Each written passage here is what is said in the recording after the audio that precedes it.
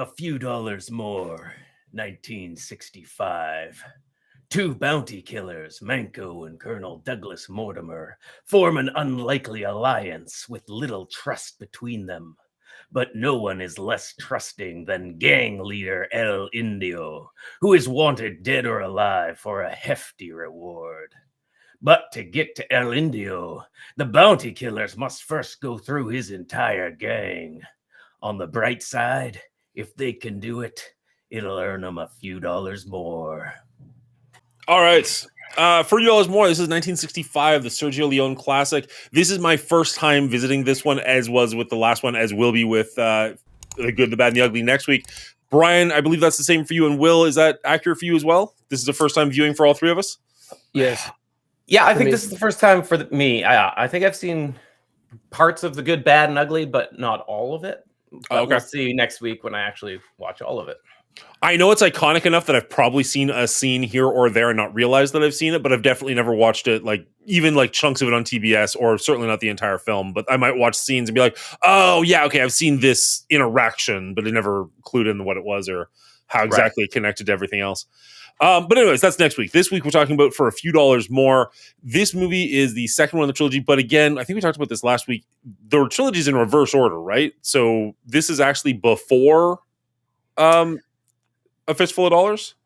Yeah, there's multiple arguments to this.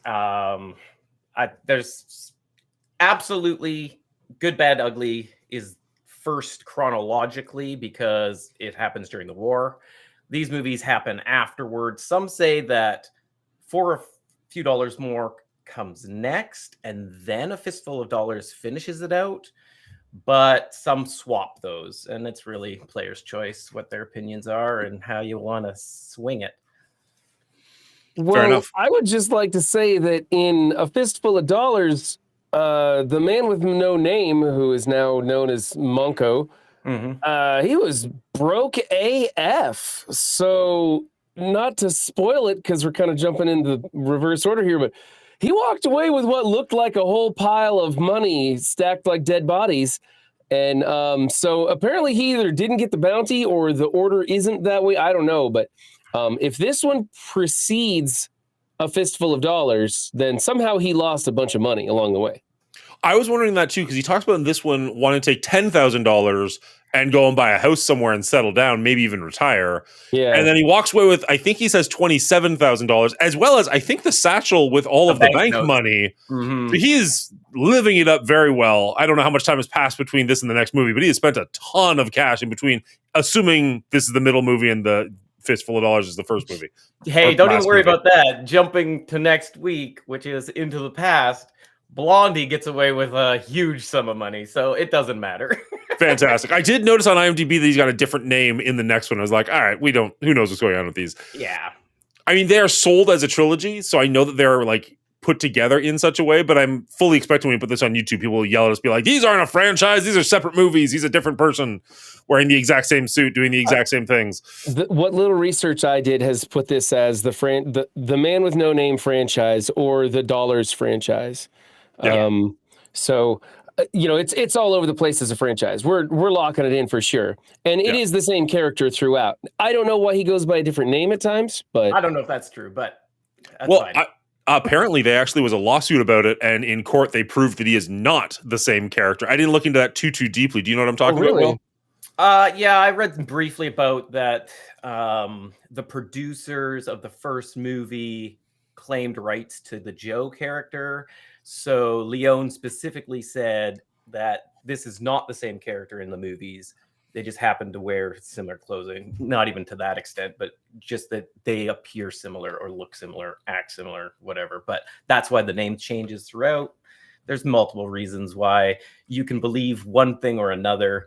Yes, the clothes are the same. Yes, it's Clint Eastwood. Yes, he acts the same in all the movies. But again, I go back to this feels more like a Mad Max, and this movie made me feel even more like this is more like a Mad Max world where you're just following a legend of a tale of this character who comes across others and gets involved and somehow helps and then is on their merry way. This goes toe in toe with that that same kind of ideology. So I'm down with that. Whether it's the same character or not doesn't really matter. It's the same mythology. Yeah, I would agree with that for sure. Although I did like, one of my complaints last week was it didn't feel like I knew who he was, why he was doing really anything about him. And we don't learn a ton more about Joe Blondie in this movie. And yet I feel like I know more about him just through his actions, through the way he presents himself, the fact that he is a bounty killer for sure in this one. Like, I liked knowing more about him and what his motivations were, and the fact that he did care about the money in this one. Did that work as well for you guys, or that kind of kill some of the mystery of the man with no name for you? No, it really helped me get into it, because like the last one, I was expecting this Ronin who is just trying to be left alone, wandering, and he turned out to be a hustler. And in this one, I kind of recognized what was going to happen, and I started paying attention for it. And he's a hustler, a bounty killer more in this one, rather than trying to hustle, but he's still out for the dollars. And so it was easier for me to get in touch with this film right from the jump. What about you, Will? That being said, I feel he's still a hustler, because let me be honest. Yeah. Manco isn't even the main character in this movie, as far as I'm concerned. It's Colonel Mortimer. Yeah. He's the main character, and he was the biggest draw for me in this movie. He was great. I don't know if he is the main character per se, but he definitely stole every scene he was in. Like, I loved Lee Van Cleef. I hope I'm pronouncing that properly. Mm-hmm. I loved his character in this. I thought he outperformed Clint Eastwood pretty much the entire time and was more interesting as a character. And that's nothing against Clint Eastwood. Like, that's hard to do. Clint Eastwood is a force. And I felt everybody in this movie did an amazing job. Even Indio was an excellent villain. His psychotic, glazed over look, smoking that cigarette between his fingers. He was really good. Like, it was over the top, and I still believed it. I thought that was great. But I do agree with you, Dan. The Lee Van Cleef did steal the show when he came in and he's reading the Bible and he puts it down, but he's super scary, dressed all in black. I didn't know what I was getting into. I didn't know where this was going to go. And then as I watched him, I'm like, oh, he's just like epic badass, but he is a good guy, but not a flawless good guy, right? Yeah. Exactly. Well, I think all of the good guys in this are anti-heroes at absolute best. Well, I don't think a single person in this movie didn't stab somebody in the back at some point. There was so much double crossing going on throughout this entire plot. Yeah. That was probably my only complaint about the film, is that after a while, it felt to get a little bit long. And I'm like, okay, so now this guy is going to double cross this guy, and this guy is going to double cross this guy. Can we just get on with it?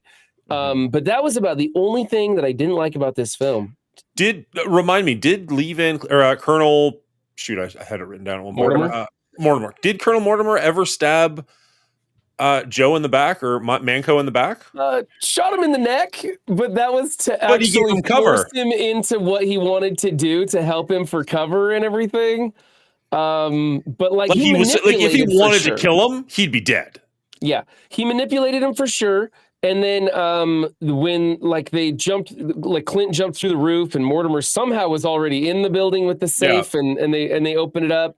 They kind of had some different intentions of where they were going to go. It was always this untrusting partnership where they were always questioning each other. They knew they weren't going to kill each other per se, or at least they probably weren't going to, but it was always weird. And their meeting in the streets with the little step on each other's shoe was so epic. I just loved that. It was so ridiculous and over the top. I loved that scene, though. Yeah, that scene I wrote down in my notes, like, it's like two dogs smelling each other's crotches for the first time. Like, they're just kind of like checking each other out and like doing little circles around the other one, just like, so what are you all about? Who are you and whatnot? It was a really interesting scene. I really enjoyed it. And like, the guns in this movie and this franchise are like magical, right? Like, nobody is this accurate plus this fast. And then in that scene, I believe it's that scene, right, where he starts like shooting his hat. Yeah. And like the laser noises, he's like, as he's like shooting, the hat's going flying all over the place. And then he shoots Clint Eastwood's hat off, and it's flying straight up in the air every time he shots him. Like,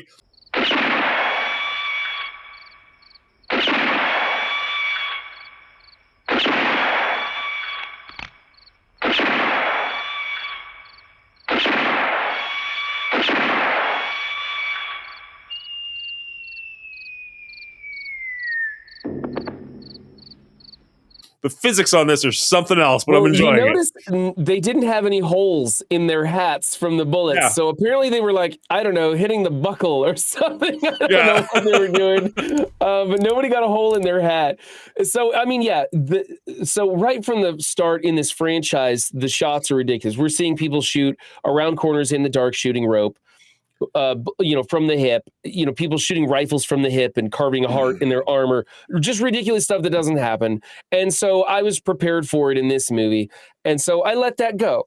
I would like to see more realism when it comes to that, or an excuse for how they could be that good, right? And it'd have to be some sort of sci-fi weird storyline thing that doesn't fit. So that bothers me. But there weren't too many other things in this movie that bothered me.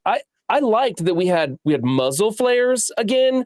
When somebody got shot, they didn't like stand up and do a twirl or a dance. They, for the most part, acted like they really got shot and slumped down. It was pretty good. Indio's death was a little weird. But like all the gunfighting and stuff, it was a big improvement from the last one. We still didn't have squibs. I would have liked squibs. I think the movie loses some points because there's no blood in the gunfights, and that kind of drew me out a little bit. They would show a bullet hole in the forehead or something when somebody got shot, perfectly square in the forehead. But otherwise, the gunfighting improved so much over the last movie. I thought it was great. I would agree with that wholeheartedly. The only going back a couple of bit, you did a bunch in one sentence there. My only issue with the gunfighting is it would have been cool if like Clint Eastwood was an amazing gunfighter, but literally everybody in this movie is like got perfect aim 100% of the time. Like even when he's trying to smoke up and he's in the den of thieves, like some random guy shoots the cigarette out of his mouth and he's just like, all right, and he starts again. And you're just like, okay, so literally everybody can hit rope from 50 yards. Yeah. All right, sure. Like that would have been a cool, but not like a superpower, obviously, but if that had been like his thing. But it's just like, no, just literally everybody can do that. Is that hard? Really? I don't know. I don't know. I guess it doesn't bother me as much. A lot of, and I looked into it a little bit more because I was like, why am I enjoying this? What do I love about this movie so much? These movies so far is one, Leone treats these as, to me, they're almost like stage plays. That he's using the same actors as different characters, aside from Clint, who plays only one character. Maybe that's a Clint problem more than a Leone problem. I'm not sure, but multiple casts throughout all three of these movies are cast as different characters throughout the three movies. So to me, it reminds me of like putting on theatrical productions, and you're using same actors playing different roles, things like that. And that further goes to my research of Leone actually comparing these movies to Commedia dell'arte, which is an Italian theater back in the 16th to 18th century, very, very popular professional theater, where the characters are very social types, very stock characters. So you get like the foolish old man, which you can see in both of these movies, again, played by the same actor, the coffin builder. Yeah, the gravedigger, and in this one, the old man in the know-it-all old man. This is the prophet, right. I think. Yeah, and I believe he would have been in the third movie as well, but I read that he actually passed before the third movie was filmed. And so, like, you can see these very archetype characters throughout, and they're bigger than life, and they're very much representing their stock characters, and that's about it.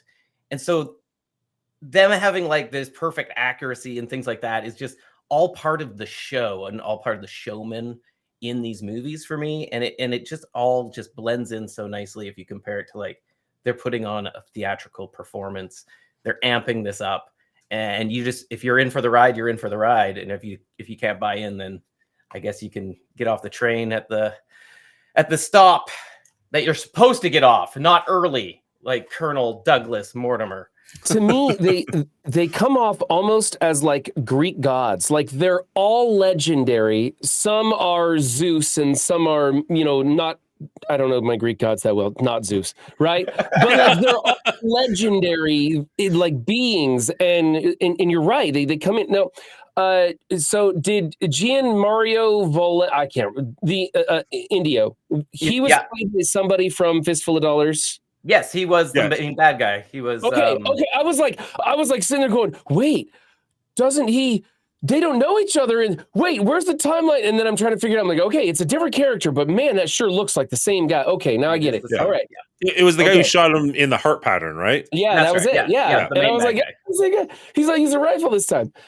So yeah, that was really cool. Guys, I freaking love this movie. I really love this movie too. I had so much fun watching this movie. I watched it by myself this time, and I was cheering, I was clapping, I was laughing. I really got into this film. It did get a little bit long in the middle, but I didn't care because I never knew which way it was going. I never knew for sure who the character was. I was very interested in everything. This was a fantastic film from top to bottom. And it took everything that I liked about the first movie and it did all those things better. They improved on everything. There is one thing that got worse or that I didn't like. Everything was better. So if this is the sequel, the true sequel to A Fistful of Dollars, this is one of those few times where the sequel was much, much better than the original for me. Nice. I would agree with that. This one also stepped up significantly for me. I don't know if I can give it quite as high of praises as you are. I don't think, I think it improved in every category. Yeah, I think I would say agreed in every category. I don't know that I could say that I loved this movie, but it was definitely significantly better for me than for Fistful Well, of Dollars. again, Western's not your genre, so you're a tough crowd. What did you guys think about, Dan, what did you think about the special effects in this film? That was a hard spot for me to hit last time because it's such an old film, and I'm trying to figure out what they had at the time, what would be an accurate appraisal. This one, they seem to step up a lot of the special effects, like we had muzzle flare. The look of everything was much, much better.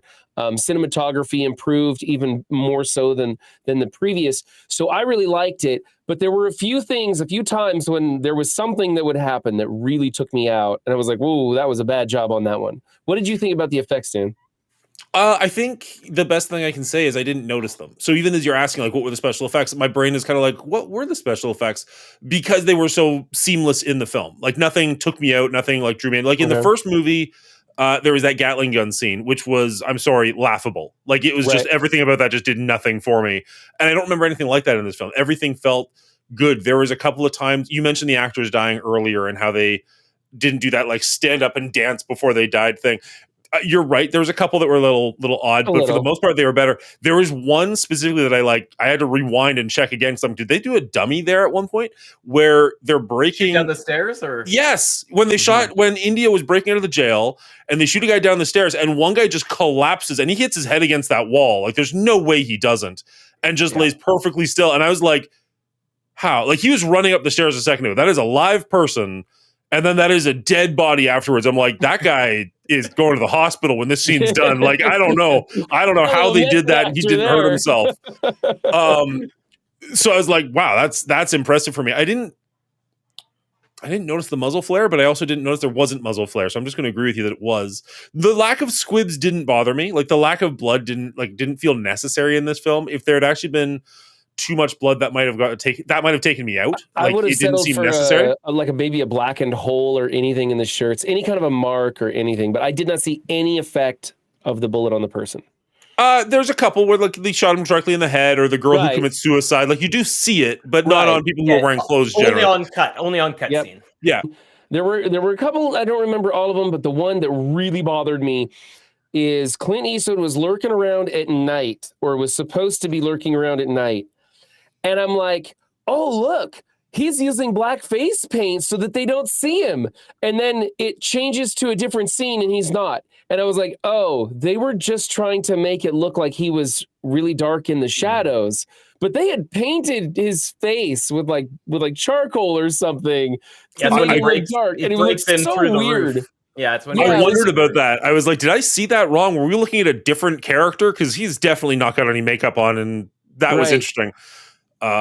It just did not work the way they wanted it to, and it was like a 3-second shot too. But you're like, wait, who is that? And then it was like cuts back, and the lights are on. And you're like, oh, it was him, I guess. Okay, that was weird. Yeah, and when Indio died, his little death spasm where he's kind of hunched up, and he was like, oh, It was a little weird. I was like, really? That's the final kill right there. Well, not the final kill. The final kill had me laughing. Shoots the guy, 27. Oh my God. I was like, I was like, yeah. And Van Cleef was like, are you okay? And he's like, I had a math problem or whatever it was. And I'm just like, okay. Yeah, they had some humor into this. There was drama. There was sort of nudity. I mean, they didn't really show anything. The woman in the bathtub in the very beginning, when Mortimer comes in, he's like, "Excuse me, miss."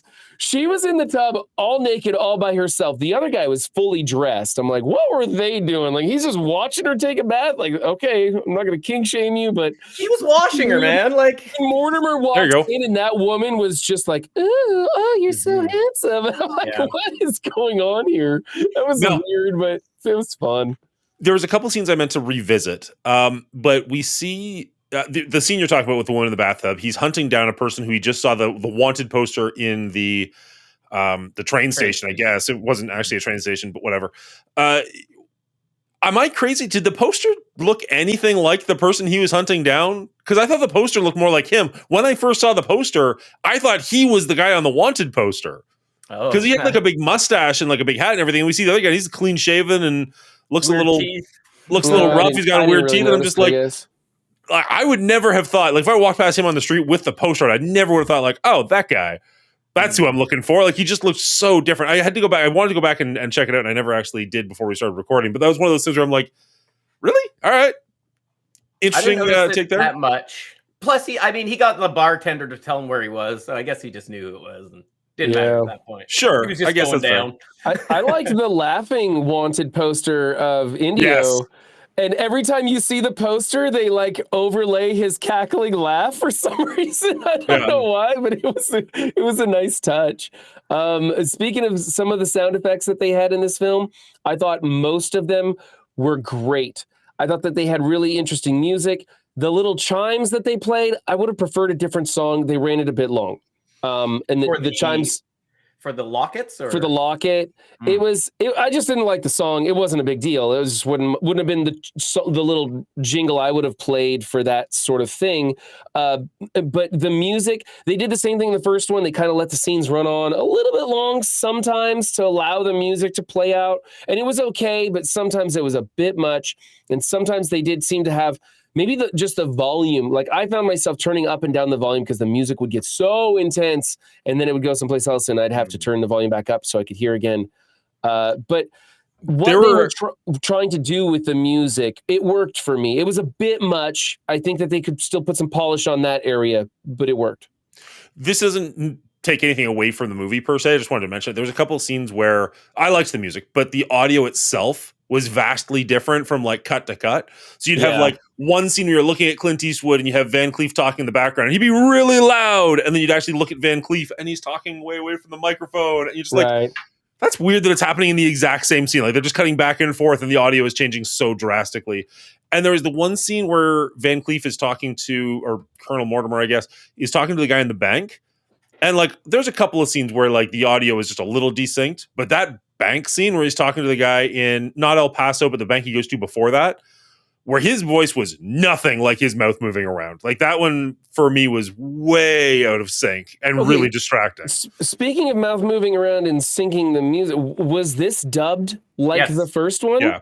I have to assume because that scene was awful. That's what I thought. But there seemed to be parts where their lips were lined up with what they were saying. And I'm like, are they now speaking in English and they don't need to dub it or something? Like, because for me, there was some stuff that seemed way out of sync, and I'm like, okay, that's just dubbing, whatever. Yeah. And then there were other parts where I thought that they were speaking in English because it didn't look like they were. So, like, obviously, Clint and Mortimer were speaking English throughout, right? And I believe the bad guy, Indio, I think I read that he didn't speak English, but he learned the English words. People just taught him learned how to do his role for the lines and spoke English throughout. Okay.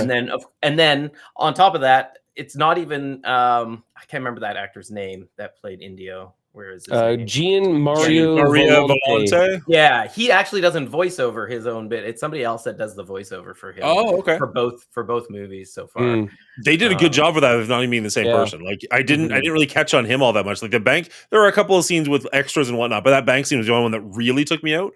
But the main characters, generally speaking, I didn't really have an issue. Other than there was a scene or two where, again, the audio flipped pretty hard when it went from cut to cut to cut to cut. But overall, I thought the audio in this movie was pretty good. Now, I'm not familiar with, Canadian guns in general, but specifically, 18th century guns. There was a couple of times, like, again, the shooting the hat scenes, they sounded like laser pistols more than guns to me. I don't know what that was. They were supposed to be ricocheting off the ground, and when they were ricocheting off the ground, that was a more accurate sound kind of thing. Than hitting a hat, right? yeah. But when you hit the hat in the air, you're not going to hear anything. It's going to go through cloth. That's it. And it's not going to shoot the hat up further in the air. Certainly not straight up. It's just going to go through the hat. The hat's barely going to move, really. But it was fun.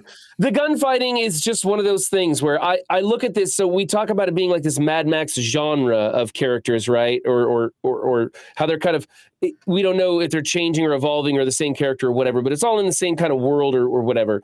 And also the fact that these characters are absolutely epic. So like in this world, you just have a handful of people who can make these miracle shots with every bullet. And that's just the world we're working in. And I'm just accepting it and going with it because otherwise I'm going to get frustrated by the unrealistic nature of it. And that's just the nature of this franchise. And I'm okay with it. I like when you can make something super crazy seem believable and have some plot that allows me to do that. But if you just want to have this be kind of like an alternate universe where Western guys can, shoot the dust off a fly's ear at 100 paces and fine. Okay, that's where we're at. I agree with that. I think it's meant to be a heightened thing. It's meant to be a fairy tale of some kind of looking back at the West of these folklore heroes, right? That can do all these crazy things, and I buy into that absolutely. I also wanted to bring right back to the beginning of the movie. I also just love the setup of this movie where you see the Colonel, and he's just like comes in so hot and just doesn't give the guy a chance, kills him, gets his bounty, doesn't even just kill him. I thought you guys would be so impressed. I'm surprised you didn't mention it. He kills the guy's horse. Yeah, we had no horse die. No horse died in the first movie. You guys were upset about that. This guy straight up murks the horse, then takes his bounty. Cold-blooded killing. I also love that they set up at the beginning that he uses his stock to get extra range with his pistol. The guy who was trying to shoot him didn't have the range. He could shoot him no problem. Love that setup because it's throughout the movie. And then you see Clint Eastwood's character come in, and he gives the guy a chance. He plays poker with him. Played for his life. He's going to walk him out alive. But then he gets interrupted, has to kill him. That is what it is. But he comes across as more of a noble, caring person. And then throughout the movie, you see those character traits swap on these two characters. And I thought that was really, really cool. And you find that Colonel Mortimer is actually the guy who's just out for revenge and wants to do what's right to, put balance back into the world and take the person who murdered his sister out of existence. Doesn't even want the money for it. And Clint is just like backstabbing Mortimer, giving the gang wrong directions, trying to lose Mortimer in half of the, so he can take the bounty all for himself. Like he is a selfish character, and that comes through at the end. Where at the beginning, they kind of set it up as the opposite. And I really like that switch throughout the movie. I thought that was really smart and really well played. I agree. I like the plot in this movie. I like the script to it. It's deep. It's got layers to it. There's a lot of things going on. It's actually complex to the point where it's almost too complex with the double crossing and the backstabbing and switching people around and switching teams and going left, going right and tricking people. There were some times like, well, let's go north. I think you should go south. Oh, we're going to go east. And then Mortimer's like, I knew you were going to go east. I was like, something. And I was waiting for something else, but he really just outthought him like 7 steps ahead, I guess. Okay, that's fine. But what did you guys think of this, of all the double crossing and all the twists and the turns in the plot? Dan, did you like that, or was it too much for you? It wasn't too much for me. It didn't really bother me. It felt, I was gonna say accurate for the time. Like I have any idea what accuracy at the time felt like.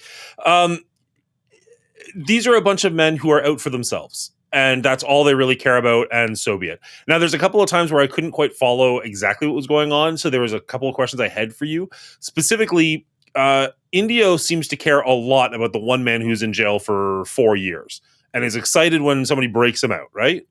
Yeah. Is that man a part of his gang after that? I don't remember. He was completely forgettable.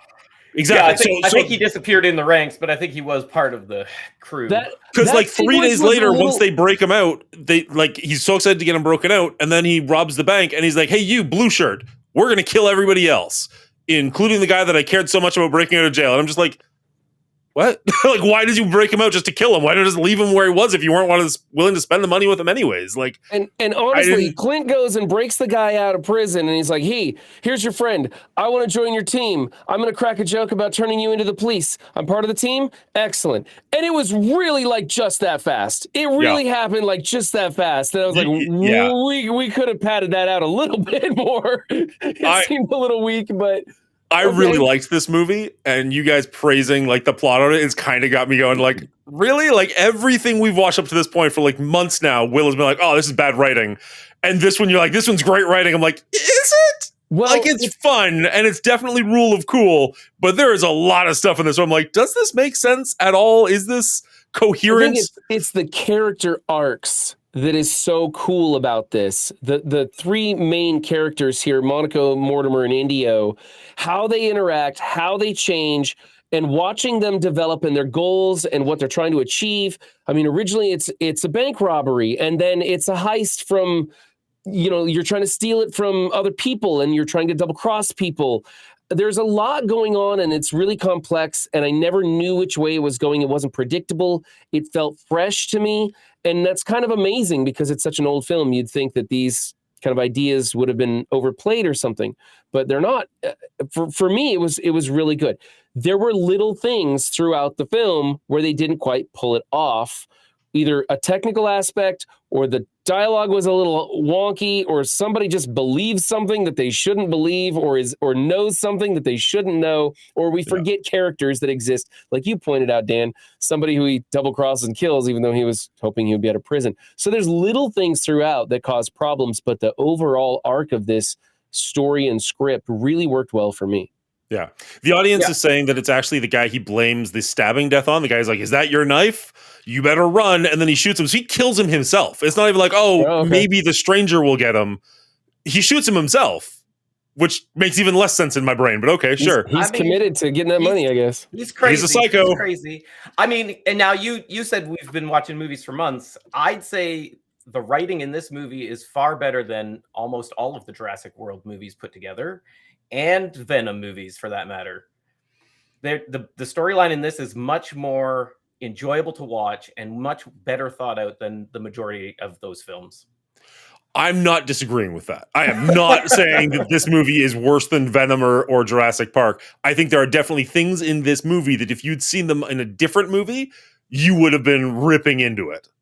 I think this is for me, Dan. You know how you came out with 100 on Jurassic Park, but there's still little things that we found and can laugh about. For me, that's kind of what this is. This one's a really high scoring film, but there's lots of little things that we can still pick apart and make fun of. But I just really attached myself to all of these characters. I found them so intriguing, and I didn't know where it was going to go at any point. And I was very enthralled. The only time is about when they were like stabbing each other and saying, he did it, or, he killed his buddy with a knife and said he did.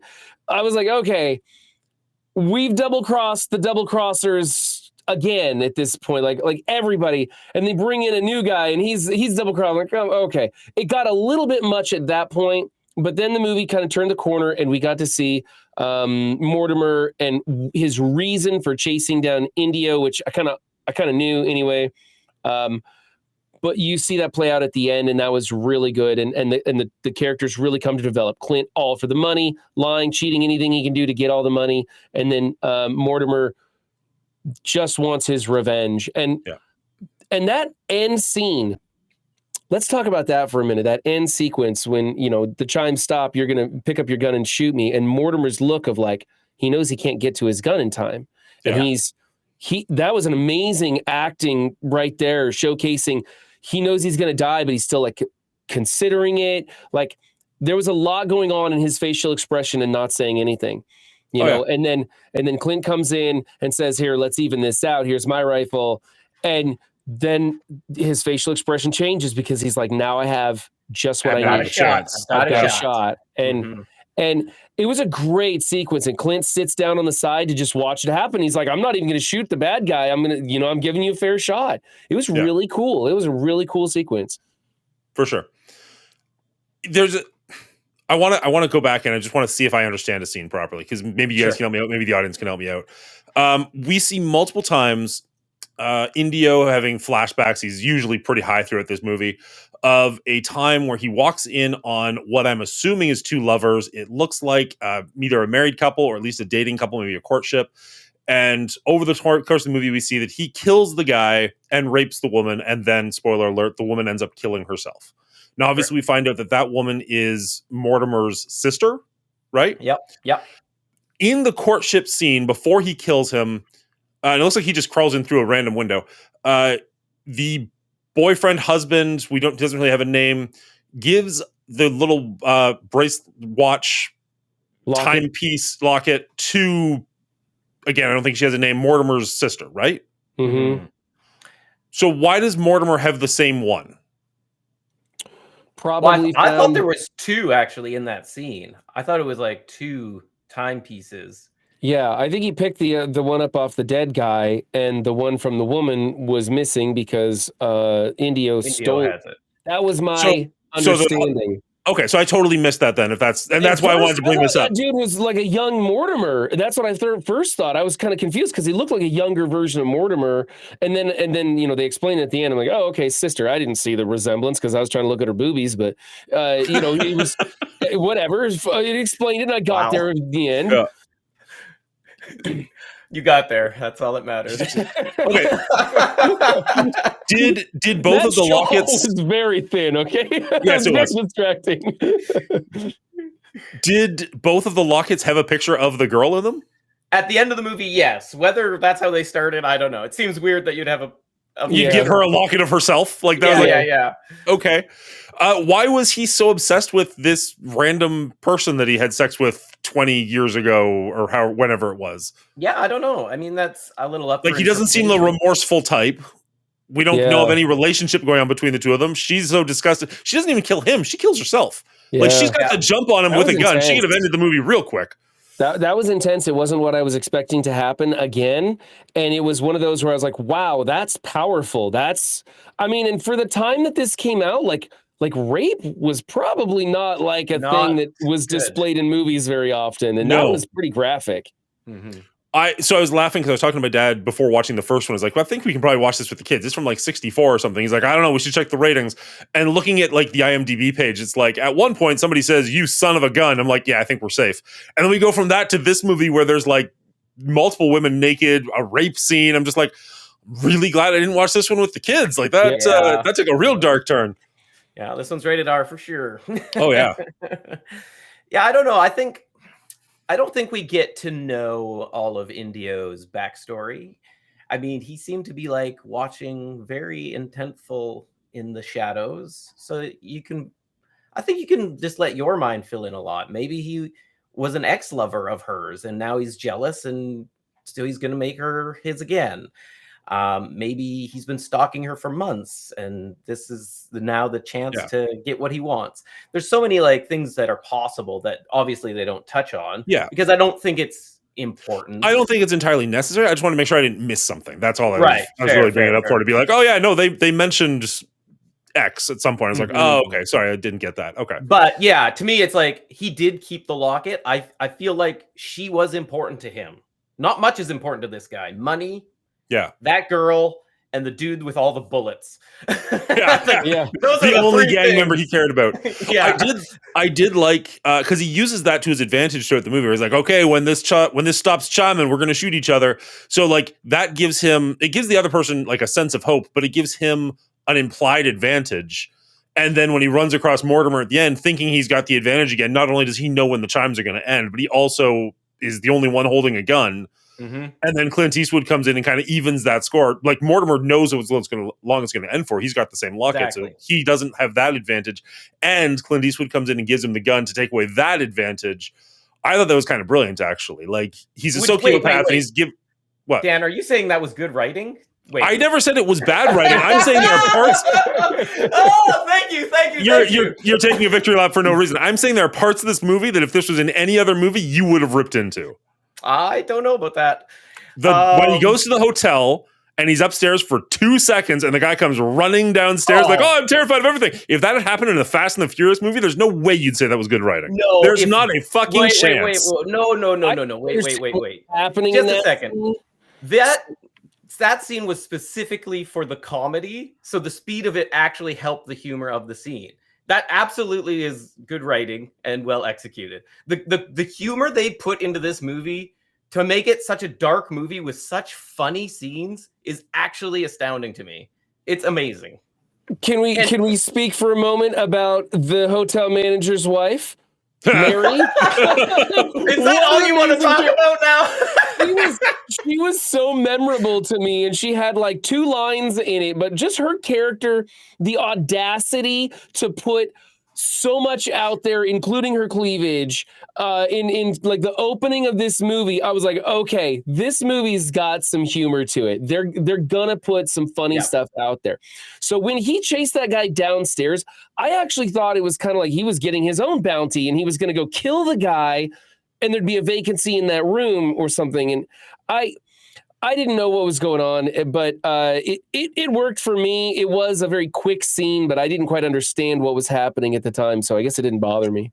It doubled down the next time when he gets the servant to go up and pack Mortimer's bags for him and check him out. It made it that much funnier because he did Mortimer's it twice. Just watching him pack the bag quietly. I was like, "What's going on?" And then he comes down like, "Oh my god, seriously!" I love how Mortimer's such like a cool, calm, collected guy that he just lets it happen and lets it play out and be like, "Okay, let's see where this goes." To me, it's very well done. It's very well done. I mean, I don't know. This thing kind of put spaghetti westerns on the map. It's hard to argue. It's hard to argue. And it's the same with Jurassic Park for Dan. He's not wrong. That movie impacted film drastically. And Jurassically, for multiple reasons, right? The real effects mixed with the CGI, the big budgets, Hollywood blockbuster movie, like it pushed movies forward in a way just like these movies did for the spaghetti western genre. Undeniable to me. I don't have much more that I can say about this film. I was very positive about everything. There wasn't much I didn't like. The few things that I had a problem with this movie, it wasn't a big deal. It was just things that they could have polished on a little bit more, pushed a little bit harder, and done a little bit more, I guess. It keeps it from a perfect score. But then again, I never hardly give anything a perfect score. So for me, this movie was really solid. And you guys want me to just go in with my rating on this? Yes, please. All right. So after talking with you guys, it didn't fluctuate my score much at all. I'm giving this one an 89 out of 100. I just really had fun with this. And I thought they did some amazing stuff with this movie.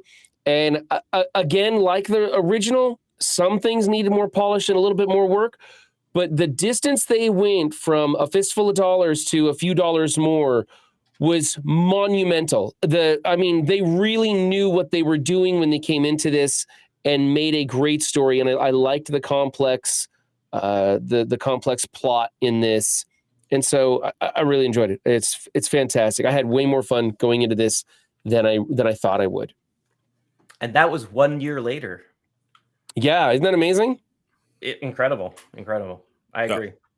So this one for me, I would agree with pretty much everything Brian said. It improved drastically. I think the music was better. The sound was generally better. The acting was loads better. I really can't say enough about Lee Van Cleef. I thought he did a phenomenal job. Stole every scene that he was in, which is not easy to do when you're going against I'm going to pronounce this wrong, Gian Maria Valente or Clint Eastwood. Both of them did great jobs. I really connected with the Lee Van Cleef, Colonel Mortimer character a little bit more. The cinematography in this one was great. There's a couple of hiccups in weird places, again, like the Clint Eastwood in the dark scene and stuff like that. But overall, I thought this looked really well. I thought this looked really good. The deaths, far better. The gun scenes, way more interesting. The plot, I didn't think it was as deep as Brian thought it was. I thought it was fine. Significantly better than the first movie. I actually could engage with it significantly more. I don't know. And my enjoyment of this one, again, I watched this one by myself. The last one I watched with my dad, but circumstances being what they are, I had to watch this one by myself, sort of last minute-ish.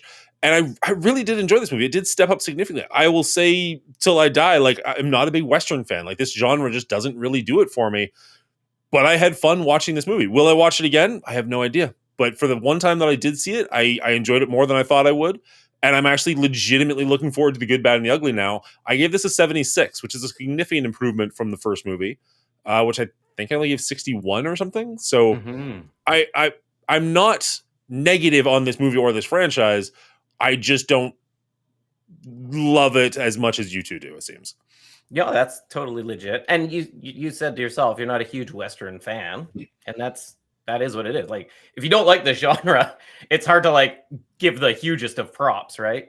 Because it just hits different with some other movies, and that's totally cool. All right, I agree again with all the sentiments everybody has stated so far. I think this one had better characters, it had better acting, it had better direction.